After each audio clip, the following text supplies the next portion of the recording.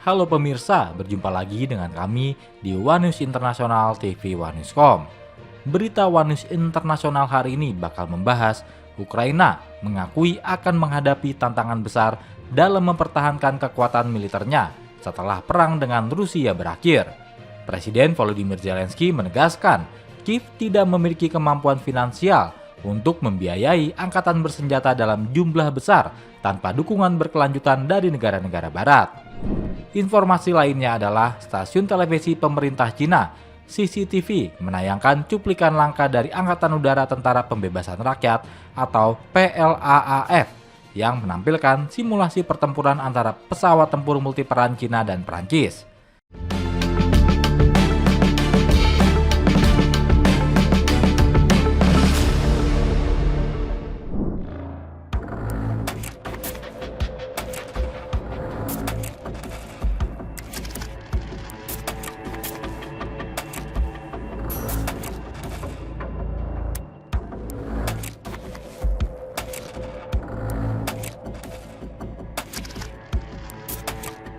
Stasiun televisi pemerintah Cina, CCTV, menayangkan cuplikan langka dari Angkatan Udara Tentara Pembebasan Rakyat atau PLAAF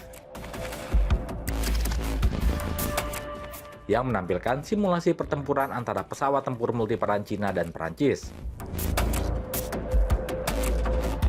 Simulasi perang tersebut mempertemukan J-16 melawan Rafale Prancis yang disebut berhasil dikalahkan oleh jet J-10C buatan Cina.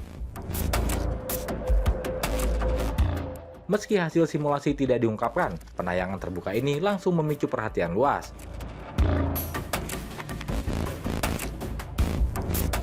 Sebagaimana dilansir Eurasian Times pada Senin 22 Desember 2025, simulasi perang udara itu digelar di Kuncang, Provinsi Henan,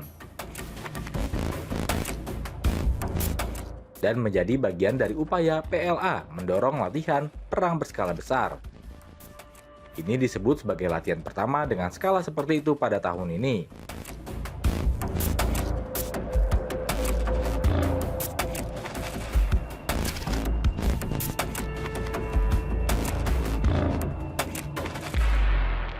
Ketertarikan publik semakin besar karena simulasi tersebut muncul setelah bentrokan udara India-Pakistan pada Mei 2025. Yang memicu perdebatan sengit antara jet tempur J-10C buatan Cina dan Rafale milik India.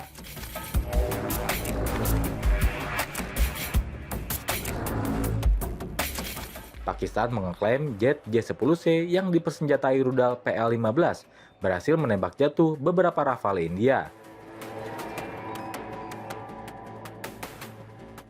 dan menyebutnya sebagai kehilangan tempur pertama bagi jet tempur kebanggaan Prancis itu.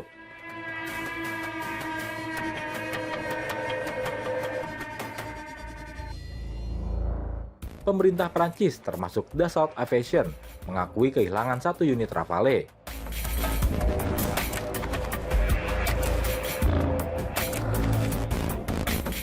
Tetapi menegaskan bahwa insiden tersebut disebabkan kegagalan teknis di ketinggian tinggi, bukan akibat serangan jet tempur Cina.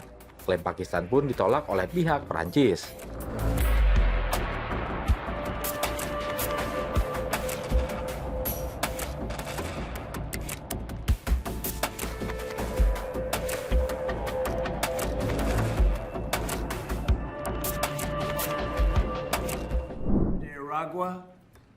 Which supposedly, the doctors don't know this, it's the meanest gang of them all. Okay, doctor? Mr. President, will you be seeking... Otoritas penjaga pantai Amerika Serikat tengah melakukan pengejaran terhadap sebuah kapal tanker di perairan internasional dekat Venezuela.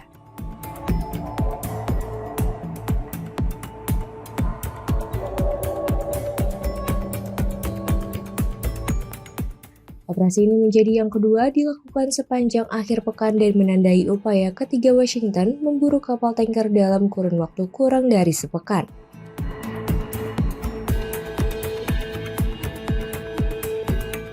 Seorang pejabat Amerika Serikat yang tidak ingin diungkapkan identitasnya, seperti yang dilaporkan Reuters pada Senin 22 Desember.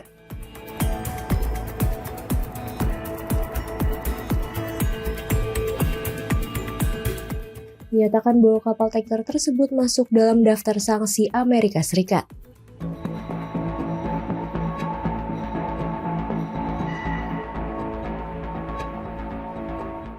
Meski demikian, otoritas belum mengungkap secara rinci lokasi pengejaran.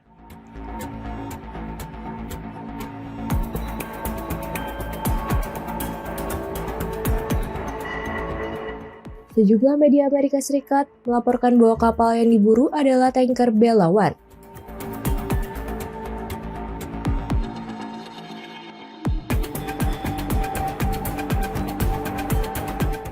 Kapal berbendera Panama itu diketahui termasuk dalam daftar sanksi Amerika Serikat dan disebut berlayar menuju Venezuela untuk mengangkut minyak.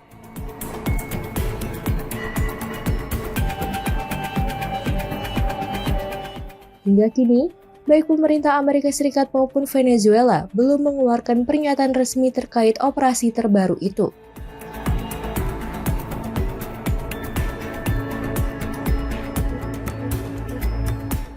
Pengejaran ini berlangsung tak lama setelah Amerika Serikat menyita 2 kapal tanker lain, yakni tanker Skipper pada 10 Desember dan supertanker Centuris pada Sabtu 20 Desember di wilayah Karibia dekat Venezuela.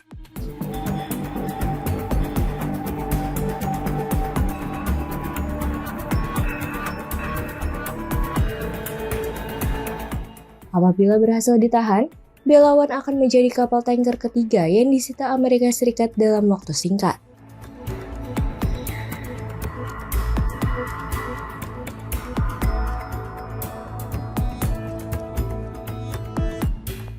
Situasi ini menggambarkan meningkatnya ketegangan antara Washington dan Caracas.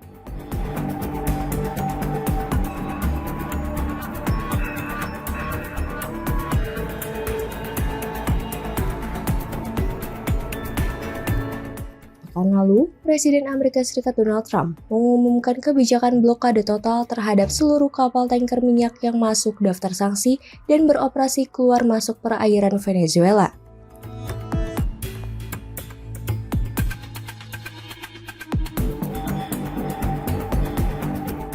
Pemerintah Venezuela mengecam kebijakan tersebut dan menyebutnya sebagai bentuk pembajakan internasional.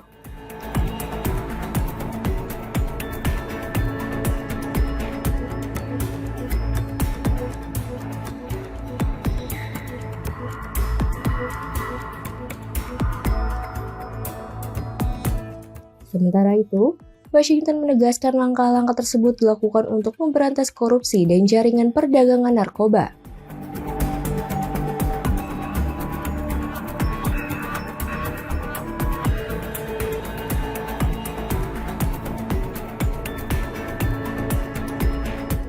Sebaliknya, Venezuela menuding Amerika Serikat menggunakan isu pemberantasan narkoba sebagai dalih untuk melemahkan pemerintahan Presiden Nicolas Maduro dan menguasai sumber daya minyak.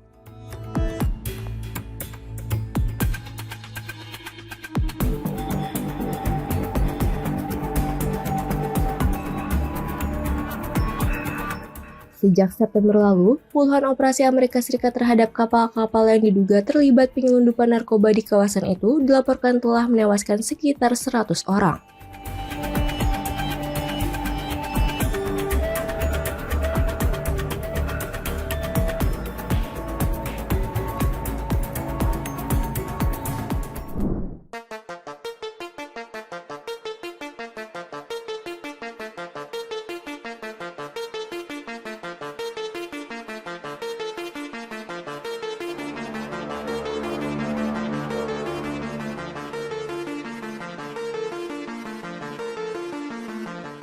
Presiden Amerika Serikat Donald Trump pada Senin 22 Desember 2025 mengumumkan rencana pembangunan kelas baru kapal tempur laut yang diberi nama Trump Class.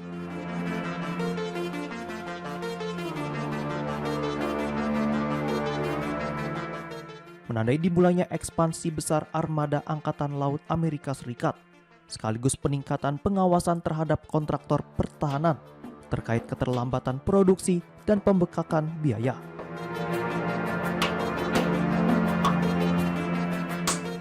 Trump mengatakan kapal tempur baru tersebut akan berukuran lebih besar, lebih cepat dan 100 kali lebih kuat dibandingkan kapal perang Amerika Serikat yang pernah dibangun sebelumnya.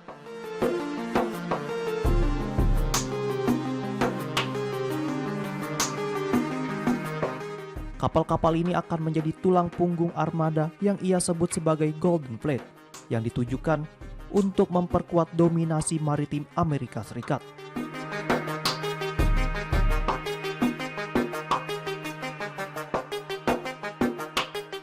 Program ini akan diawali dengan pembangunan 2 kapal dan diproyeksikan berkembang hingga 20-25 unit. Kapal pertama dari kelas tersebut akan diberi nama USS Defiant.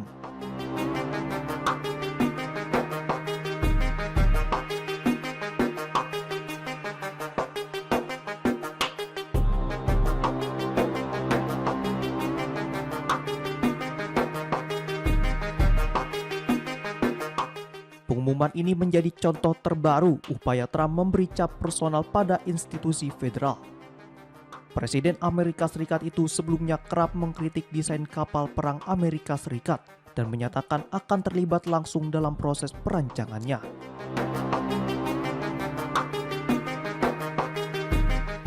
Trump menyebut kapal tempur baru itu akan memiliki bobot lebih dari 30.000 ton, lebih besar dibandingkan kapal perusak saat ini.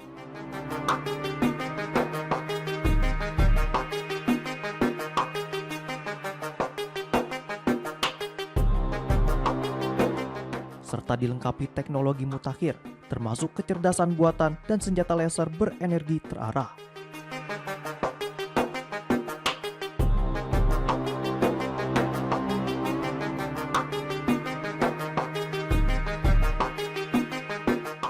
Menteri Angkatan Laut Amerika Serikat John Palin yang mendampingi Trump dalam pengumuman di Florida mengatakan kapal-kapal tersebut tidak hanya membawa persenjataan konvensional, tetapi juga akan dilengkapi rudal jelajah nuklir yang diluncurkan dari laut.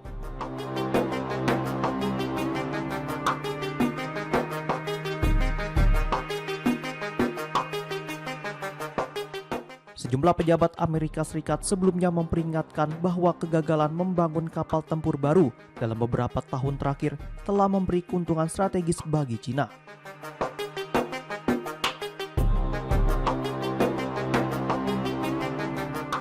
Namun Trump menepis anggapan tersebut dan menyebut ekspansi armada ini sebagai tandingan bagi semua pihak.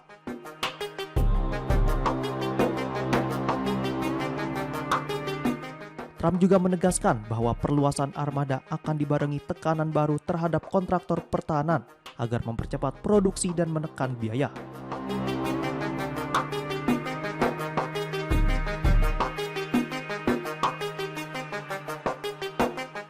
Dirinya mengatakan akan bertemu dengan perusahaan-perusahaan pertahanan besar pekan depan untuk membahas keterlambatan proyek dan pembekakan anggaran, termasuk meninjau praktik kompensasi eksekutif, pembelian kembali saham, dan pembagian dividen.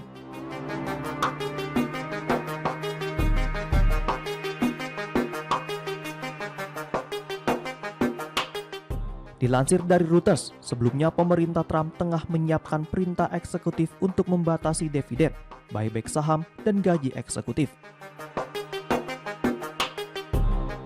Bagi kontraktor pertahanan yang proyeknya mengalami keterlambatan dan pembekakan biaya.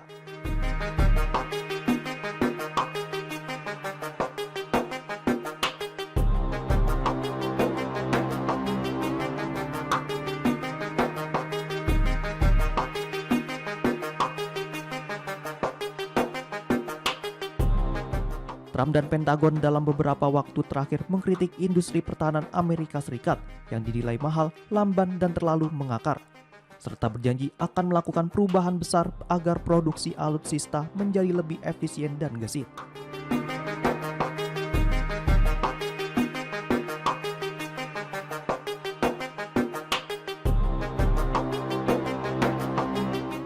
Selain pembangunan kelas kapal tempur baru, rencana ekspansi armada juga mencakup penambahan jenis kapal perang lain, termasuk pengenalan kelas fregat baru berukuran lebih kecil yang sebelumnya telah diumumkan oleh Angkatan Laut Amerika Serikat.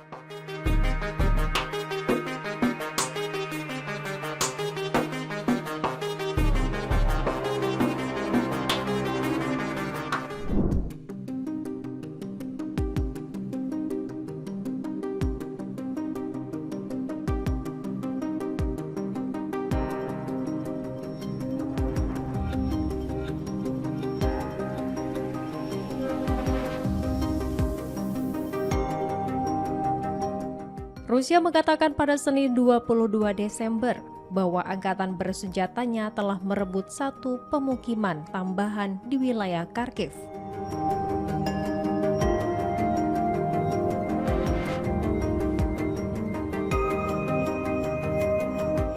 Sementara itu, Ukraina melaporkan adanya serangan terhadap target Rusia serta pemadaman listrik yang terjadi setelah serangan Rusia.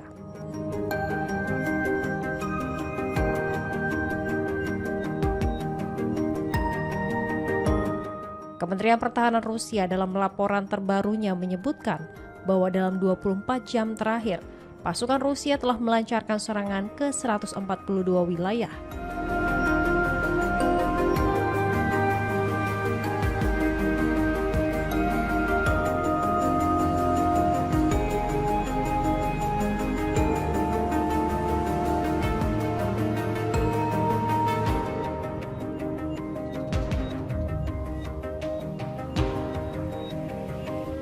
Serangan tersebut mencakup fasilitas yang digunakan untuk mengangkut senjata pasokan barat, depot amunisi dan bahan bakar, serta lokasi penempatan sementara pasukan Ukraina dan tentara bayaran asing.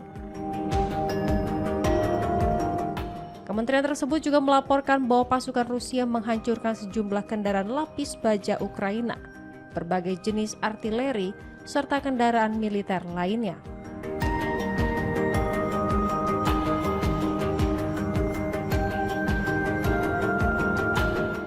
Selain itu, unit pertahanan udara Rusia dilaporkan berhasil menembak jatuh 76 drone milik Ukraina.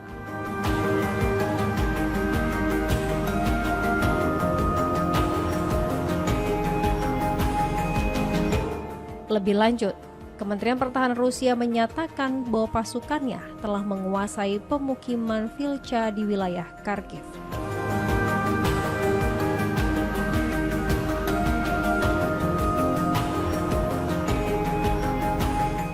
Pada hari yang sama, Staf Umum Angkatan Bersenjata Ukraina melaporkan bahwa telah terjadi 223 pertempuran dalam kurun waktu 24 jam terakhir.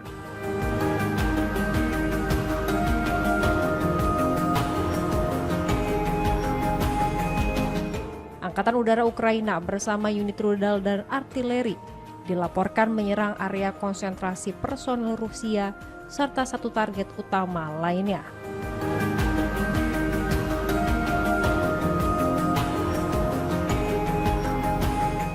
Pihak Ukraina menyatakan bahwa pasukannya berhasil memukul mundur serangan tentara Rusia di wilayah Kursk, Kupiansk, Lyman, dan Pokrovsk.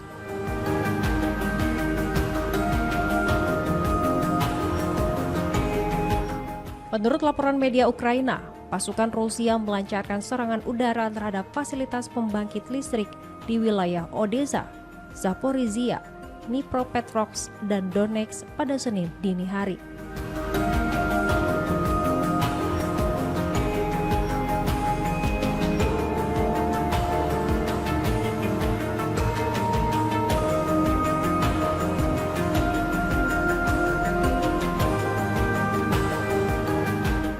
Akibat serangan tersebut, sejumlah daerah di wilayah-wilayah tersebut dilaporkan mengalami pemadaman listrik pada Senin pagi.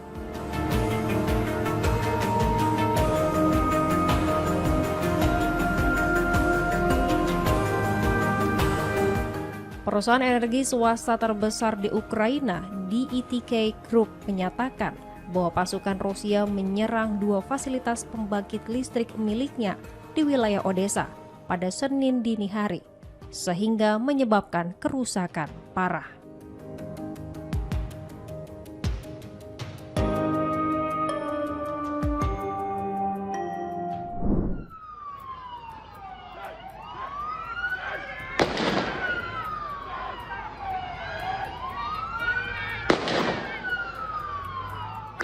Seorang pejabat militer senior Iran menuduh Israel berada di balik serangan di Pantai Bondi, Sydney yang terjadi awal bulan ini.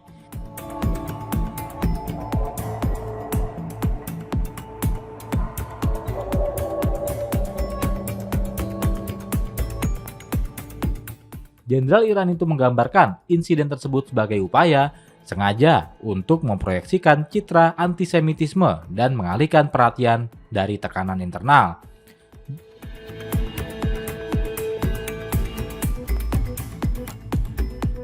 Berbicara pada upacara wisuda perwira Garda Revolusi Iran, Kepala Staf Militer Iran Mayor Jenderal Abdul Rahim Mousavi mengeklaim serangan itu adalah operasi tipu daya yang dilakukan oleh Israel menurut televisi pemerintah Iran.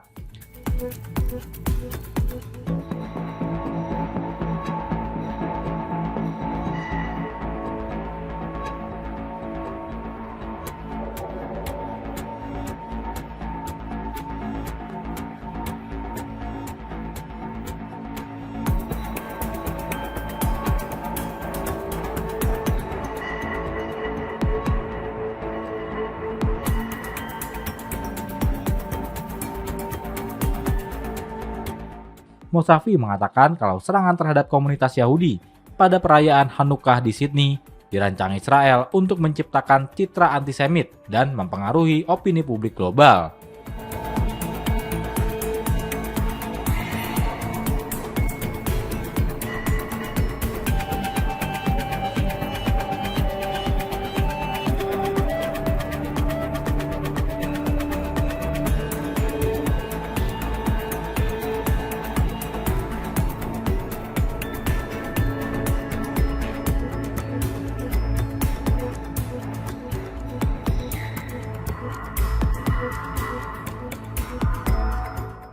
Ia menuduh serangan itu bertujuan untuk mengekang apa yang ia sebut sebagai migrasi balik dan untuk menenangkan keresahan internal. Dia menambahkan bahwa Israel, menurut kata-katanya, telah melakukan operasi serupa di masa lalu untuk menampilkan diri secara internasional sebagai korban atau playing victim.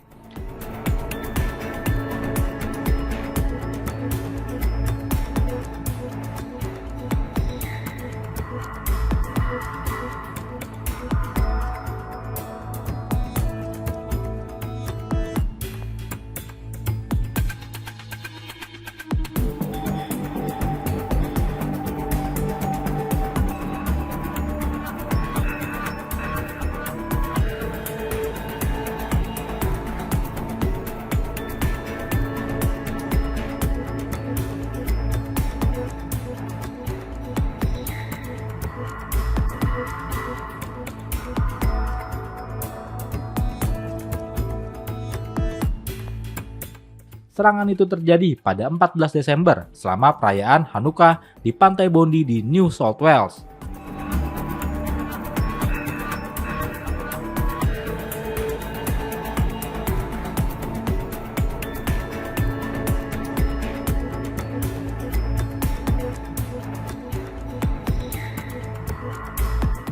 Jumlah korban dilaporkan di media lokal, meskipun pihak berwenang Australia belum mengkonfirmasi keterlibatan asing dalam serangan tersebut.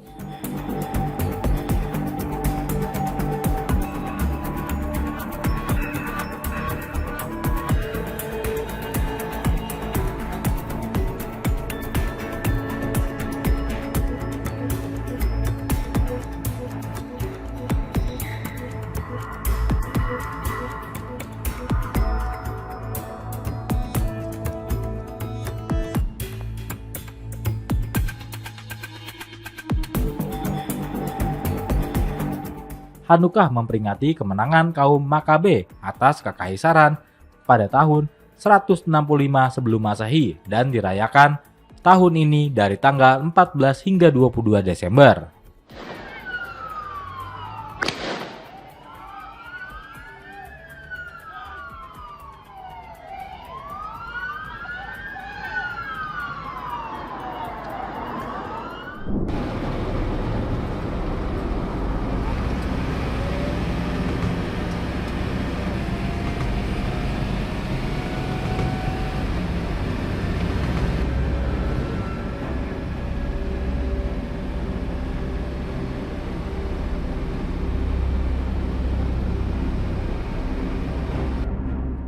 Ukraina mengakui akan menghadapi tantangan berat dalam menjaga kekuatan militernya setelah konflik bersenjata dengan Rusia berakhir.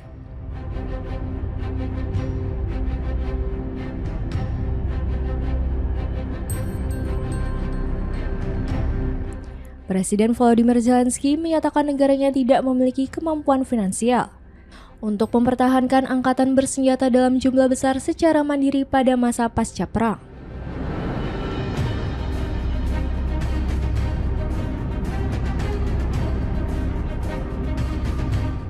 Karena keterbatasan tersebut, Kiev berharap dukungan dari negara-negara barat tidak berhenti saat perang usai, melainkan berlanjut sebagai bagian dari skema jaminan keamanan jangka panjang.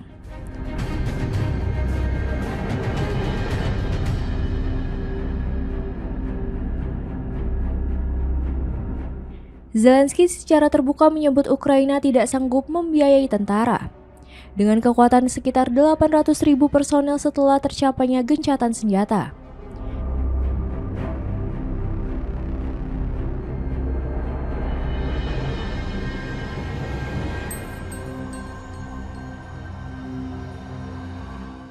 Ia menegaskan, alasan utama dirinya terus melakukan komunikasi intensif dengan para pemimpin barat adalah untuk membahas dukungan pendanaan bagi militer Ukraina.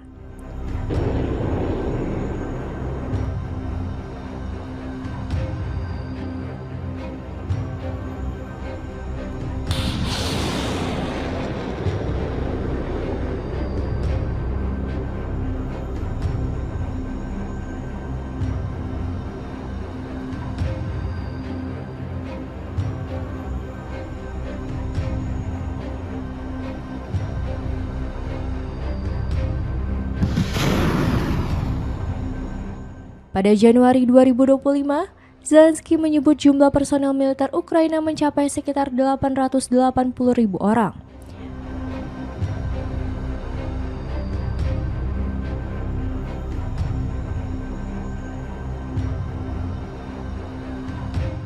Namun, peta jalan perdamaian Amerika Serikat yang bocor bulan lalu dikabarkan mengusulkan pembatasan kekuatan militer Ukraina menjadi 600.000 personel pasca konflik.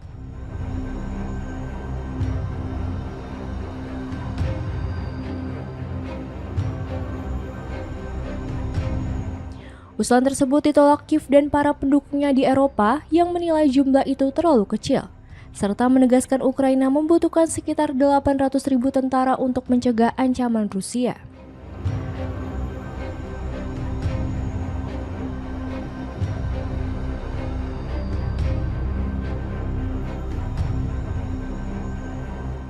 Di sisi lain, negara-negara Eropa pendukung Ukraina dilaporkan telah berminggu-minggu berupaya mencari solusi pendanaan bagi ekonomi dan militer Ukraina yang kian tertekan.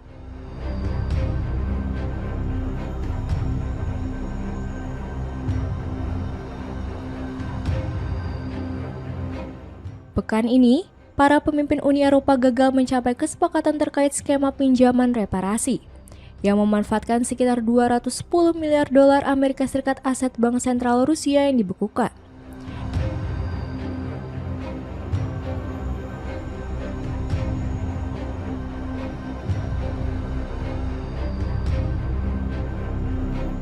Dana tersebut rencananya digunakan untuk menutup defisit anggaran Ukraina, namun skema ini berpotensi membebani para pembayar pajak.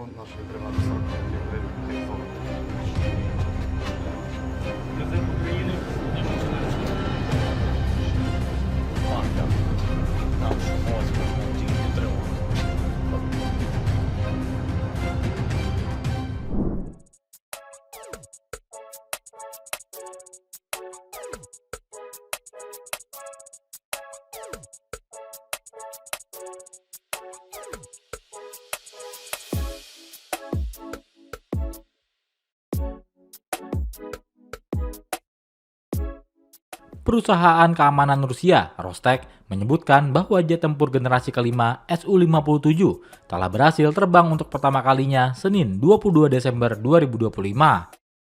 Pesawat tempur canggih itu terbang menggunakan mesin baru bernama Produk 177. Mesin baru ini diklaim lebih bertenaga dan efisien dibandingkan mesin sementara yang digunakan pada versi awal Su-57.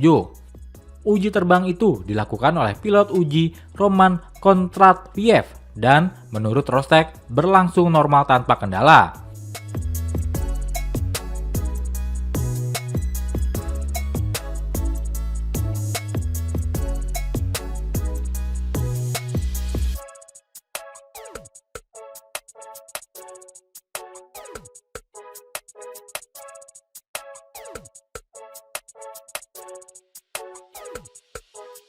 Dimulainya uji terbang ini dinilai signifikan karena pengembangan mesin sejak lama menjadi hambatan utama program Su-57.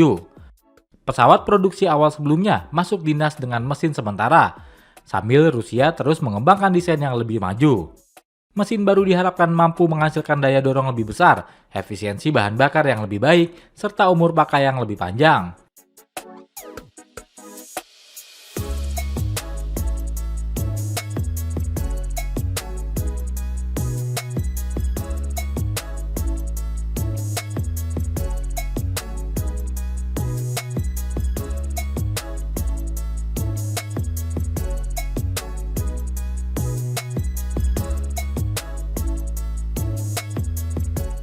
Menurut Rostec, mesin produk 177 mampu menghasilkan daya dorong hingga 16.000 kg gaya atau sekitar 35.000 pon daya dorong saat menggunakan afterburner.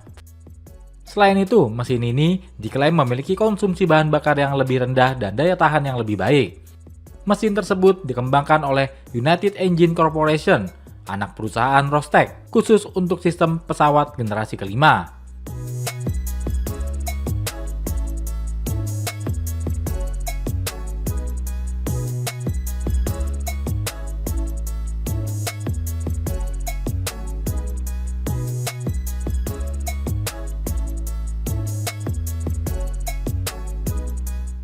Pejabat Rusia menyatakan mesin baru ini diharapkan dapat semakin meningkatkan performa terbang Su-57, sekaligus menjadi fondasi bagi peningkatan di masa depan. Su-57 dirancang sebagai jet tempur multiperan yang mampu menyerang target udara, darat, dan maritim.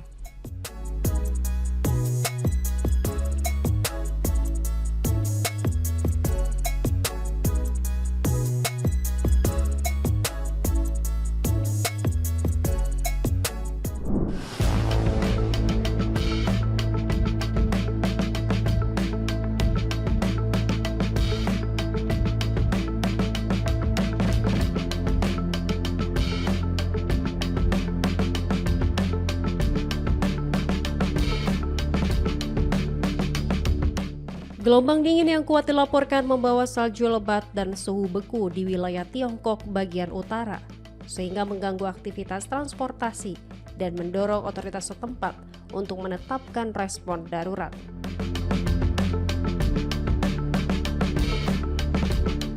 Sejak Senin 22 Desember, gelombang dingin yang intens dilaporkan melanda sejumlah wilayah di Tiongkok, disertai hujan salju lebat dan penurunan suhu yang signifikan. Di beberapa daerah, kondisi cuaca disebut telah mencapai tingkat ekstrim.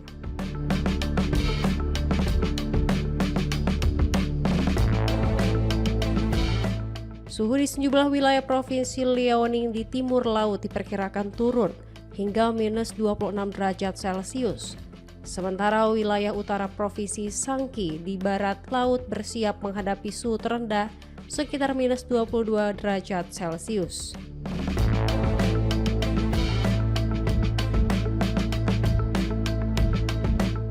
Mulai Senin malam, Provinsi Heilongjiang di timur laut dilaporkan mengalami hujan salju yang meluas, dengan beberapa wilayah mencatat curah salju setara badai salju.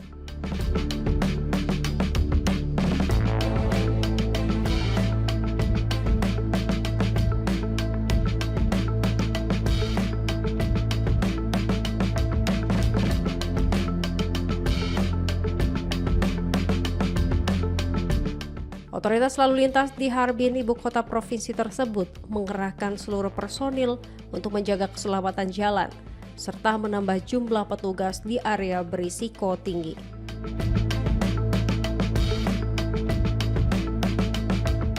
Hingga Selasa 23 Desember pukul 11 waktu setempat, sebanyak 18 ruas jalan di Heilongjiang dilaporkan ditutup sepenuhnya. Sementara 19 ruas lainnya diberlakukan pembatasan kecepatan atau pembatasan sebagian akibat kondisi jalan yang berbahaya.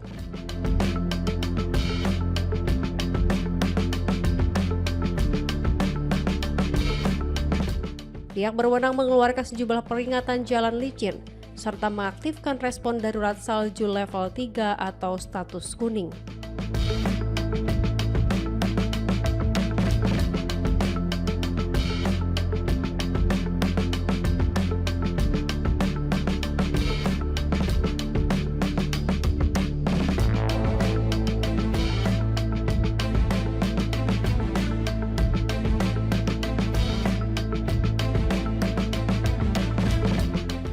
Lebih dari 2.100 kendaraan pembersih salju dan sekitar 14.000 petugas kebersihan dikerahkan untuk membersihkan salju sejak awal turun guna mengurangi risiko pembentukan es di jalan.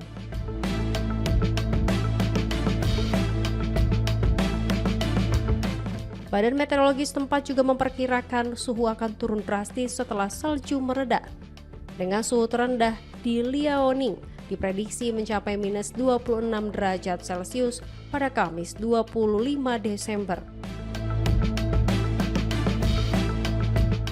Cuaca bersalju yang tidak biasa juga dilaporkan terjadi selama 2 hari terakhir di wilayah gurun Taklamakan, daerah otonomi Xinjiang Uighur di barat laut Tiongkok.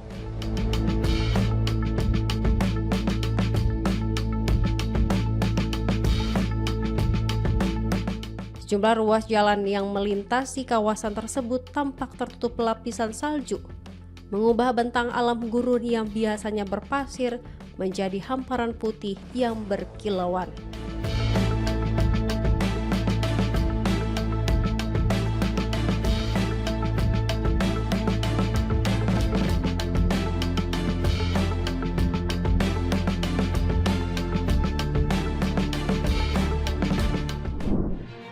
Demikian informasi yang dapat kami sampaikan pemirsa. Terima kasih telah bergabung bersama kami. Sampai jumpa di Wanus Internasional berikutnya setiap pukul 7:30 malam hanya di kanal YouTube TV Wanuscom.